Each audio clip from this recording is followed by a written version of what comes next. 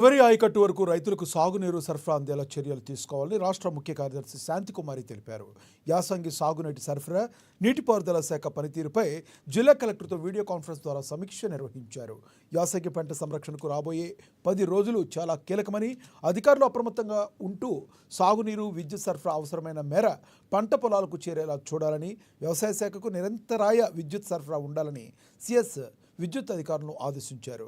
రిజర్వాయర్లలో అవసరమైన మేర సాగునీరు అందుబాటులో ఉందని, పంటకు సమృద్ధిగా నీరు విడుదల చేయడం జరుగుతుందని, విడుదల చేసే నీరు చివరి ఆయకట్టు వరకు చేరేలా అధికారులు సమర్థవంతమైన పర్యవేక్షణ చేయాలని సూచించారు.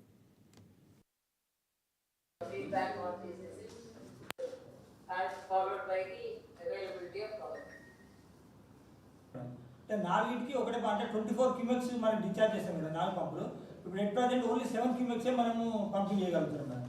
అది రేపు ప్రిపేర్ అయిపోతే మనకు ధర్మసాగర్ రావాలి మేడం. ధర్మసాగర్ ఎంటీడీఎల్ లెవెల్కే ఉంది మేడం. దాని ఒక లెవెల్ బిల్టప్ అయిపోతే మనం అక్కడి నుంచి చేసుకోవచ్చు మేడం. అంటే ఫస్ట్ సరివాకు పుల్కుట్టిన లెవెల్ మెయింటైన్ కావాలి మేడం. తర్వాత అంటే 3 days పడుతుంది మేడం మినిమం.